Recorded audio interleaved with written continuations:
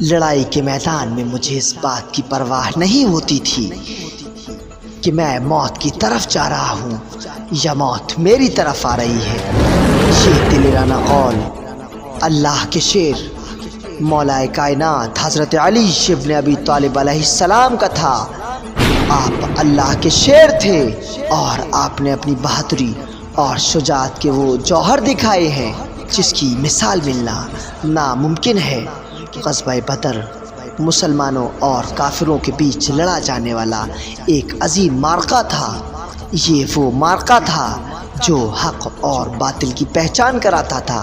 یہ معرکہ 2 ہجری 17 رمضان کو مدینہ شریف سے 150 کلومیٹر دور بدر نامی جگہ پر ہوا تھا۔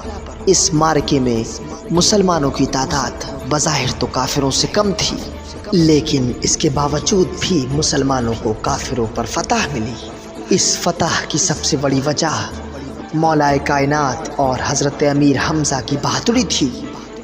دراصل مکہ میں لگاتار 13 سال تک اللہ کے رسول کے تمام ساتھیوں کے اوپر ظلم و ستم کے پہاڑ توڑے گئے اور انہیں ہجرت کے لیے مجبور کر دیا گیا تھا۔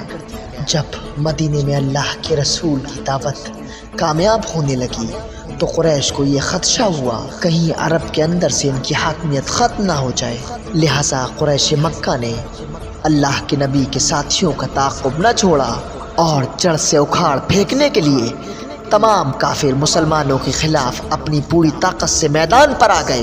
اس جنگ میں مسلمانوں کی تعداد محض 313 تھی اور کافروں کی تعداد 1000 سے زیادہ تھی۔ مسلمانوں کے پاس سامان کی قلت تھی، لہٰذا ایک اونٹ پر 3 آدمیوں کو سوار کر کے لے جایا گیا جس پر وہ باری باری سواری کرتے تھے۔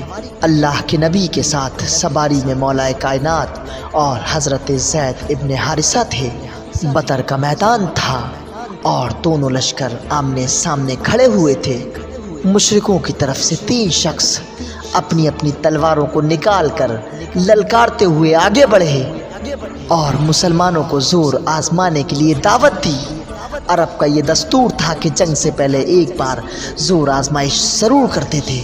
ان کے جواب میں اللہ کے رسول نے مولا کائنات حضرت علی ابن ابی طالب علیہ السلام اور حضرت امیر حمزہ اور حضرت عبیدہ بن حارث رضی اللہ تعالیٰ عنہ کو میدان میں اترنے کا حکم دیا۔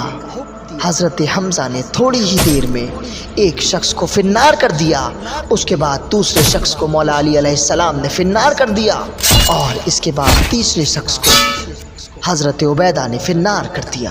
ایک روایت کے مطابق حضرت علی ابن ابی طالب علیہ السلام تینوں کے قتل میں شریک تھے۔ اسلامی لشکر نعروں سے گونج اٹھا اور کفار کے خیموں میں ہلچل مچ گئی۔ گھماسان کی لڑائی ہوئی اور دیکھتے ہی دیکھتے مسلمان کافروں پر غالب آ گئے اور کافروں کے پاؤں اکھڑ گئے۔ مولا علی علیہ السلام کی شمشیر دشمنوں پر برق بن کر نازل ہوئی اور وہ لوگ جو مسلمانوں سے تعداد میں زیادہ تھے، مال و اسباب میں زیادہ تھے، ان تمام لوگوں کا گھمنڈ میدان بدر میں چور چور ہو گیا اور اللہ نے مسلمانوں کو فتح عطا کری۔ اللہ اکبر۔